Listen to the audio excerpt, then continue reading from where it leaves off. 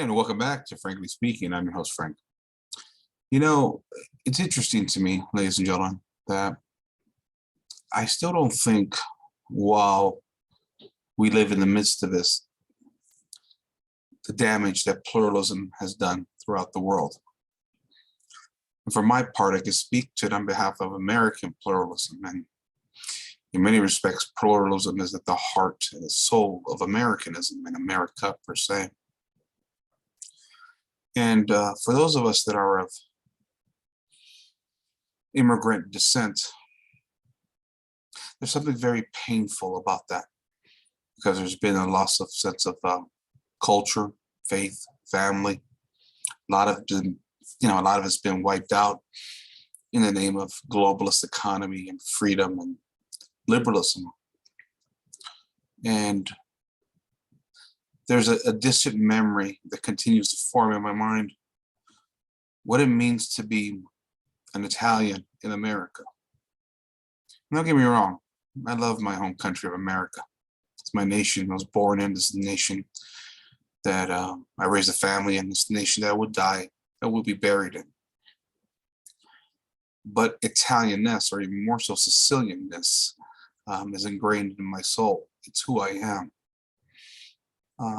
As I said so many times before, I really have grown up in two different worlds.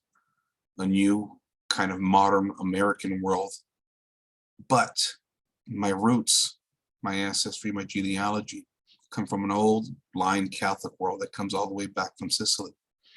That's why I say I now live in the new world, but I have old world values. And I think in many ways, we've all been forced to sell our souls in the name of liberalism. As you know, I've railed against the concept of liberalism in general for a long time now. And when I say liberalism, I don't mean liberalism like the Democratic Party. I mean liberalism in regards to post-Enlightenment society, everything that comes within sort of the current political atmosphere, right? You have liberals on the right and you have liberals on the left in America. Both is a matter of degree in that regard. And this ideology has become dominant throughout the world globe. It's become dominant in Western civilization. And in many respects, it's come to undermine the great values of our ancestral roots, particularly as an Italian. And I'm not the only one, don't get me wrong. Germans, Irish, English for that matter. We've all had our ancestral roots sort of upset, altered throughout time and history to accommodate the liberal gods and sort of the Freemasonic plans and the Protestant plans of bringing about this constant revolution and changing and turning sort of the moral standards of our time upside down to bring about these sort of new liberal mores that are to govern our society. And it's interesting. I told you a story when I went back to Boston back in October. I got to see family for the first time in 40 years. And while the entire experience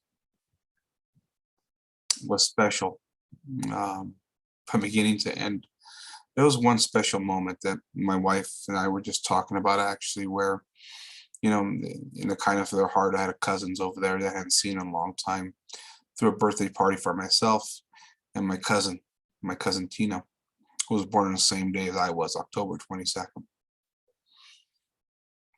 And, with me and my wife being transients out here in Utah in the middle of Mormonisville, that's not a knock against Mormons. I don't dislike Mormons, but culturally and theologically, socially, we don't have a whole lot of things in common. I mean, sure, some basic patriotic values I can appreciate, but in many ways, as a Catholic out in the middle of Utah, particularly in what the Catholic Church out here considers missionary territory, there's just a lot that's missing for us out here.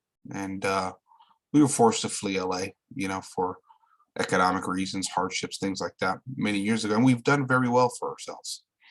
And for that matter, I'm grateful to the state of Utah because it's a much more conservative state. It's not as brutal on taxation and cost of living as the blue states. And so my complaints aren't too big, but the ones I do complain about revolve around family and culture, which is, well, it's hurtful, it's painful in a lot of ways, and it's difficult, and it matters in the end. But, we've been out here for 20 years now. And we went back to Boston and had this moment of just getting to be with family.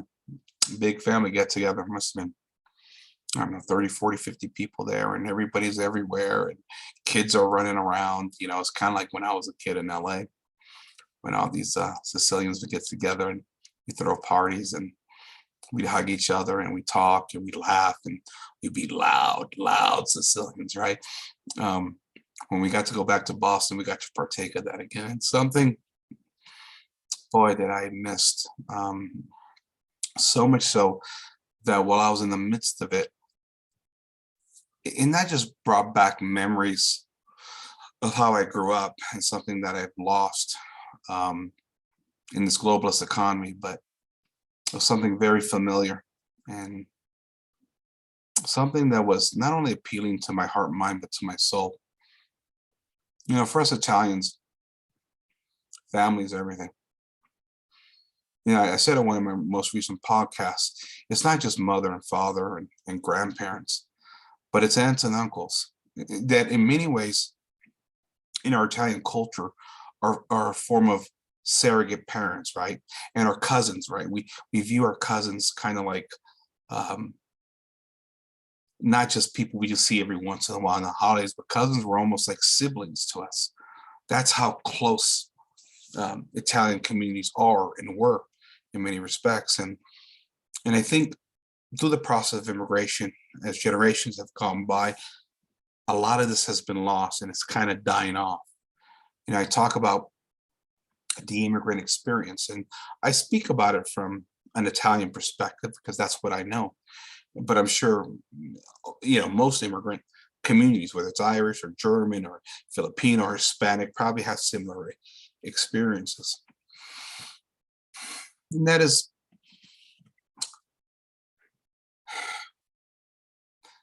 that loss of family, that loss of community, because it's not just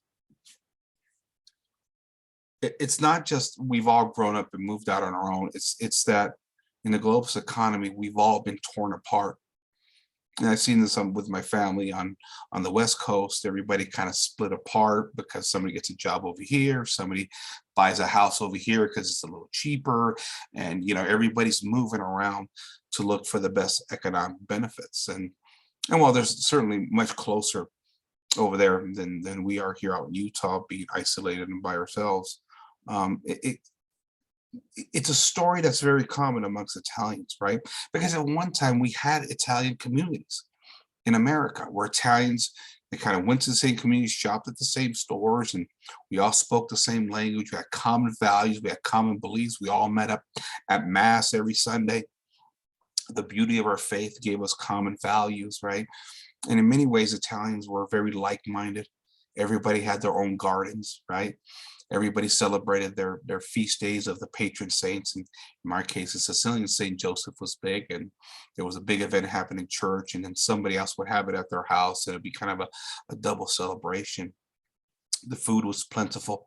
You get together with family on Sundays, and it was almost like a feast day unto itself, kind of like we would celebrate the feast day of the saints. Cousins would be all around, and it's funny because while I had lots of friends, American friends, obviously some really good ones, growing up, there was, as an Italian boy, there was nobody closer.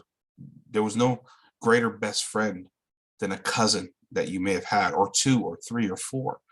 And that could have been a boy cousin. He could have even been a girl cousin in many ways. And when we get together, there were like 50 of us, man. It was beautiful. We'd be running around, playing, and we'd be bonding. It's something that's very familiar. But what hurts the most is that in time and space in this American culture, in this globalist economy, right, that continues to split us apart, right? That familial kind of atmosphere, that Italianness, that community has all been broken apart as we've left the cities and it's kind of scattered into the suburbs and out into the bedroom communities, and some have gone out into the country.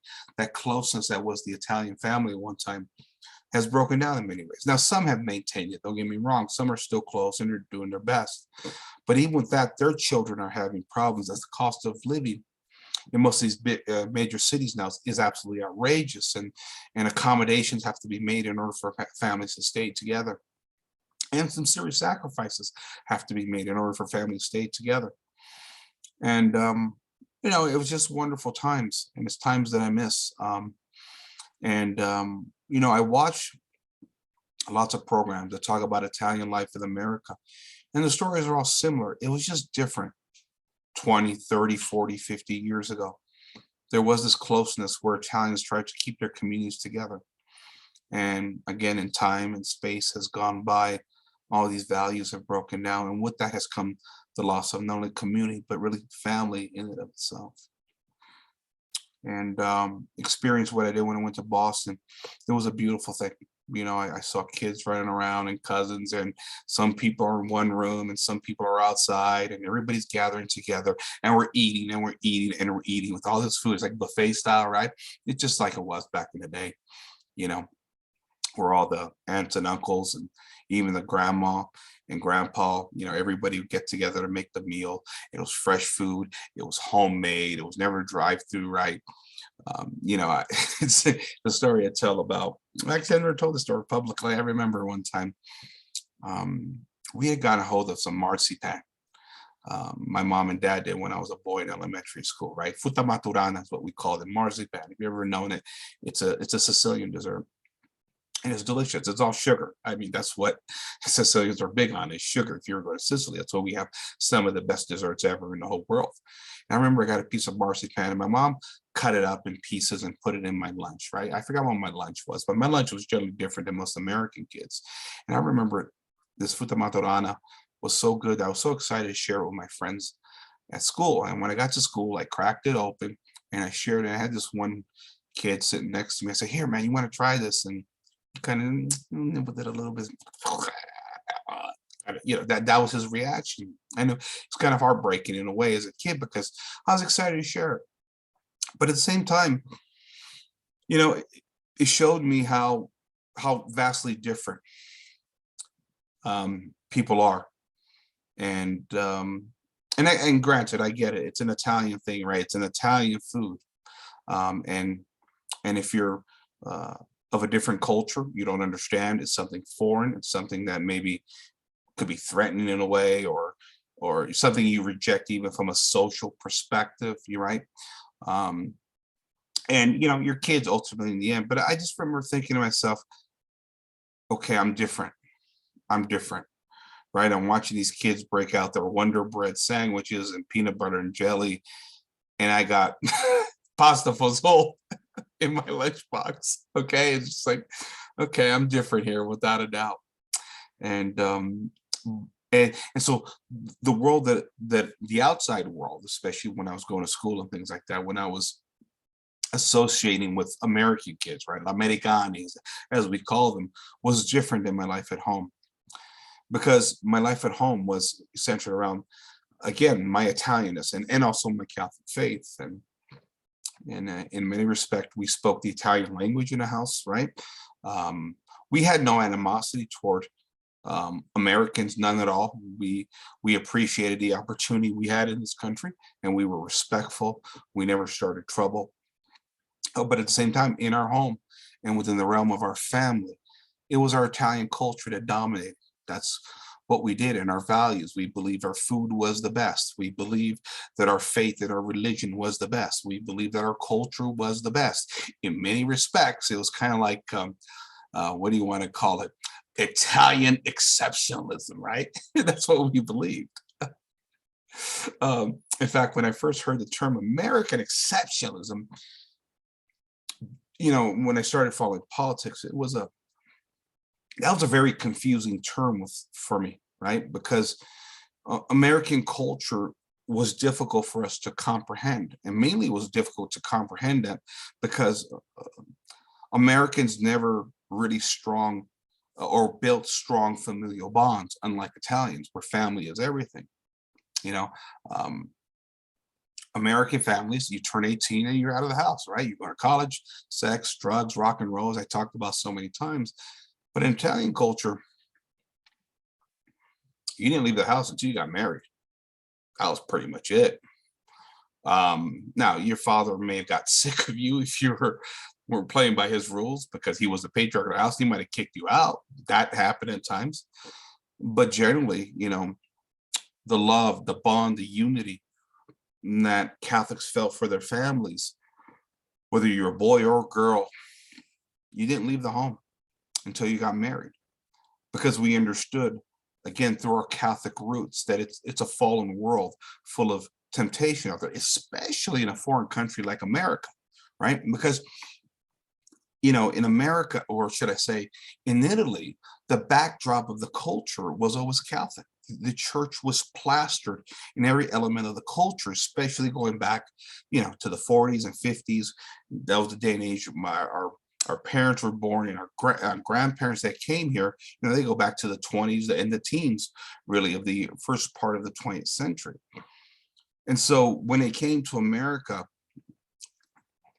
understanding that it wasn't a Catholic culture, they went out of their way because they noticed right away the license factor that existed in American culture, right? You just rebel because that's what Americans do. They constantly rebel. And this rebellion plays out immediately in the American family, right? And you see the kids, and when they turn 18, they're out the door, sex, drugs, rock and roll, like I mentioned before. Italian culture is a little different because the institution of marriage was a means to protect you. Because when you're in the midst of your family, the institution of marriage and family is designed to protect you from the temptations of the world. And in American society, where porn was becoming more and more legal, right? Where faith and religion was kind of mashed up between all these denominations, and everybody had contradictory beliefs. And really, there was this spirit of rebellion, kiss my ass, I do what I want to do.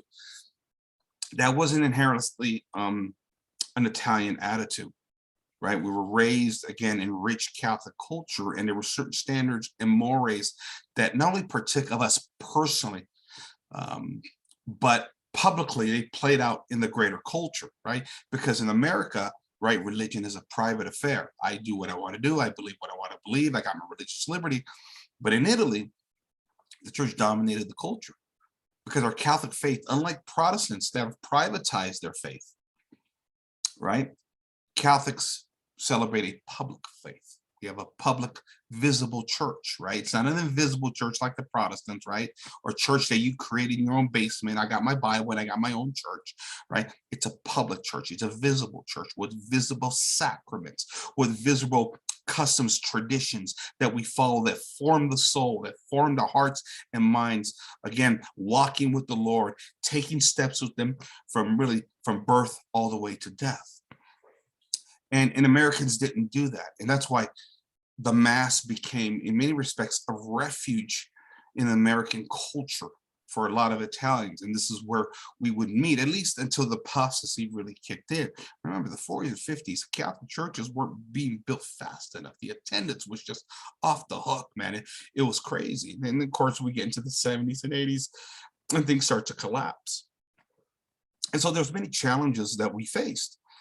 Trying to assimilate, because Americanness, and especially how they determine and judge their values, was different, right? Americans go to the polls. Americans determine their values by a show of hands. We pull the lever, we vote. Italians don't do that. Italians don't determine values by a show of hands. God tells us what our values are, right? I've talked about it so many times before. It's like, like in America, for example, we allow the Supreme Court to take up issues like contraception and abortion and marriage, And it's these political appointees in a court of law that decide moral issues. But with strong European roots, going back for thousands of years, these weren't issues of governance or governments per se. These moral issues were always determined by the church. Government really had no place in a lot of respect to override these principles of the church, which were in essence the principles of God.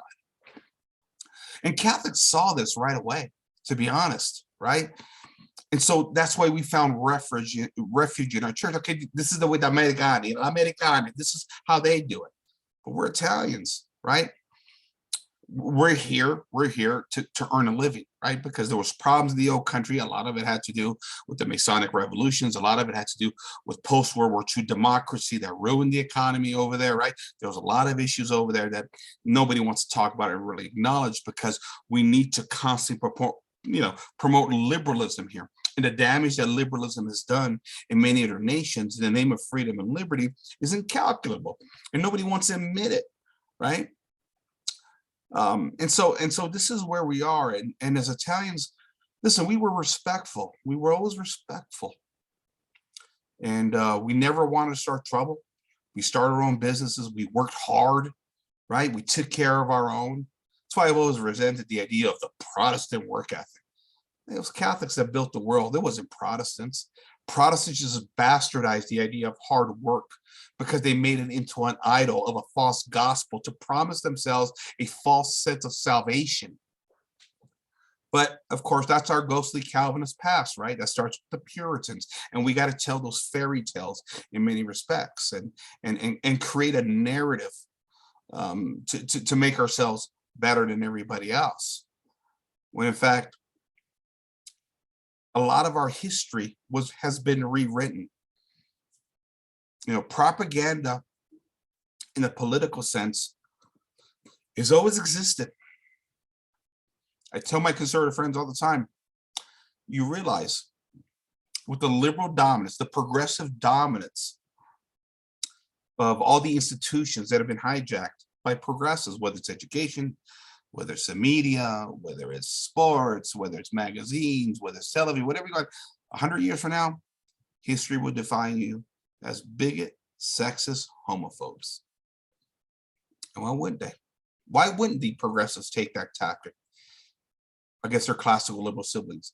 Is that the very tactics that the classical liberals used against Catholics in the old world? How much of history have we had to redefine? And the lies that have never been corrected, and the lies that nobody's ever apologized for, like the Inquisitions, for example, which was completely fabricated by Protestants, by the way, right? And there's a bunch of other ones as well, too. We've talked about it on this show a lot. And so I'm sorry, I seem to be deviating away here, but the loss of community has been huge, and it hasn't been huge just for Italians. It's been huge. It's been detrimental to all of American life. In many respects, it's been just as detrimental to Protestants in America as it has to Catholics, because Protestants haven't been able to maintain peace and order within their ranks, right? Now, a lot of Protestantism problems goes back to their dogmatic anarchy within their theological realm. They kind of did it to themselves. But we're on record pace here to see the deterioration of the American family. And whether that American family includes Americans or white bread Americans or Italians or greasy Italians, as we've been called at times, or Germans or Irish or whatever you want to have it, it's all breaking down now. And this concept of liberalism, of again, vague chants of freedom and liberty, really everybody's taken on to whatever meaning they want. And there's no cultural sort of cohesion anymore that brings us together. I mean, listen, I know we're all of different cultures, and I know we're a pluralistic society. And you would think at the very least we could have manners to where we get along with one another, even though we had our differences. But look where we're at. The manners are even gone. Even the simple, common, vague values we used to have don't exist anymore. We're at each other's throats, man. And Along with that has come the deterioration of culture. I can speak about it from an Italian perspective, and there's a loss of something familiar that was good, that raises with proper moral principles, proper order within family. Families were structured much stronger. Families got together more often. And maybe I'm the extreme here. Maybe I'm the extreme. I'm willing to acknowledge that. But I think we've all experienced it now, right?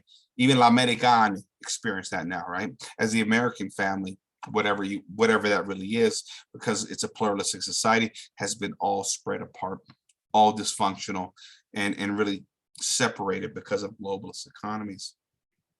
So much that was once simple, beautiful, peaceful, that gave us order in our society, our families. It's all been torn apart by modernity. And the more things fall apart, the more people see it, but they just can't quite pinpoint where everything went wrong. And as it says in the show so many times before, it's all liberalism. At the end of the day, it's destroyed everything. It's destroyed everything in our path. And a lot of these problems that we're complaining about now are a consequence of liberalism. But see, we like our freedoms, right? We like our pot, we like our porn. We just wish we could intermix that with some values of old, right? Just kind of, I guess, I don't know. But I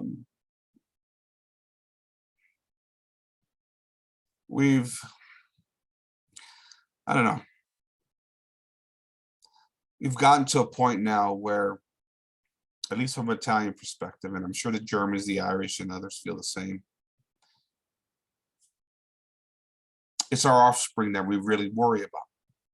Because I have a lot of those memories of the days gone by, right? I remember my grandparents, I remember my parents, but those are generations that starting to pass on. And once they go, the values, the tradition, the foods, everything that we once cherished and loved, it starts to die with it.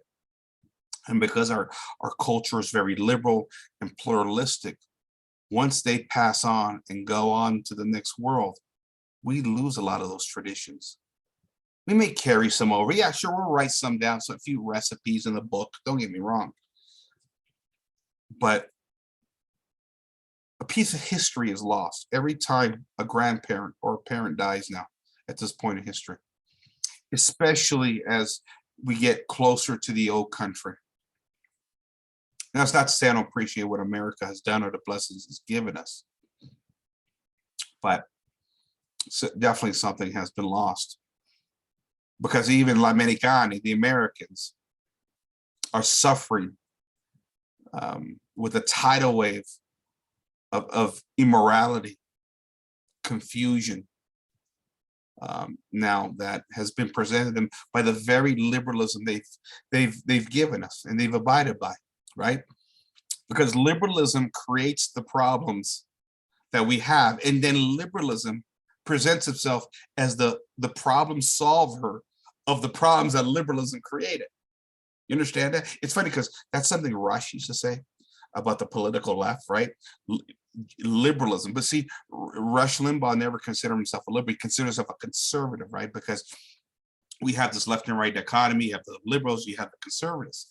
But really what we have in America is liberalism of the left and liberalism of the right.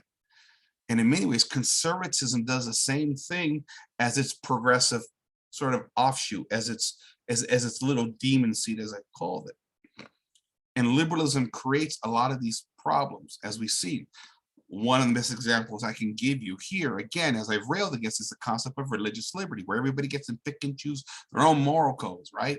And we've seen that in America over the past 250 years. What happens when you don't have a consolidated ideological moral principles, belief in God? Your society goes batshit crazy. Immoral degradation. That's what happens here. And everybody proclaims themselves to be their own gods. Everybody becomes a narcissist. That's what happens, right? And so liberalism creates these problems, and then it proclaims itself to be the problem solver. Conservatism that gave us, or should I say classical liberalism that gave us the principles of religious liberty, now it says we have the answer to these problems. right? Double down on freedom, double down on liberty, and we'll solve these issues. But liberalism created this division within the culture, within the greater American community, right? It created the dogmatic disaster, which is American Christianity or American religion in general. You're not going to solve that problem by saying, okay, let's just double down on religious liberty. That's a problem. So all I'm saying is that our culture, our faith, everything we come to believe and love, and the things that I grew up with, that I loved and cherished, and everything that I believe is right, it's all being crushed. It's all being wiped out. It's all being erased, all in the name of liberalism. It is. And the funny thing about it is those that champion the concept of liberalism and freedom and liberty and constitution thumping, they're the ones that lose even more than all of us. They give us this prescription, and yet they've lost control of the very political system, culture, and society that they claim to have the answers for. I'm sorry. I just think there's so much been lost, so much tradition, so much history, so many great values of the past that have been wiped out in modern society. We're losing everything. And it's not just America, it's Europe, it's everywhere. As the post-enlightenment modernity, whatever you want to call it now, right, has kicked in, this global economy, one world order, whatever you want to call it, man. Now, it's a liberal behemoth that has wiped out culture, it's wiped out faith, it's wiped out family, it's wiped out everything in its path. And now we're all a bunch of transients, to be honest with you. Because even those Catholic communities, Italian communities, German communities, that Polish communities we once had, they've all been dispersed. They've all been forced to kind of flee for greener pastures or find different answers to this globalist economy. And oftentimes it's classical liberal economics that plays such a big role in destroying societies, communities, and cultures. That's the irony of it all. And there's very little answers at this point. So much of tradition, so much of our values, everything has been wiped out. It's lost. And all you see is a bunch of Americans at each other's throats, right? Politics, the right and the left, Republican, Democrats, right? We got to fight, we got to fight, we got to fight. We got to vote harder. Are you kidding me? Are you kidding me? These aren't problems of politics. These are problems of society, culture, and true faith that America never embraced. I'm sorry.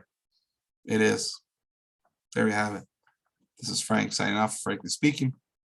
Good night, everybody.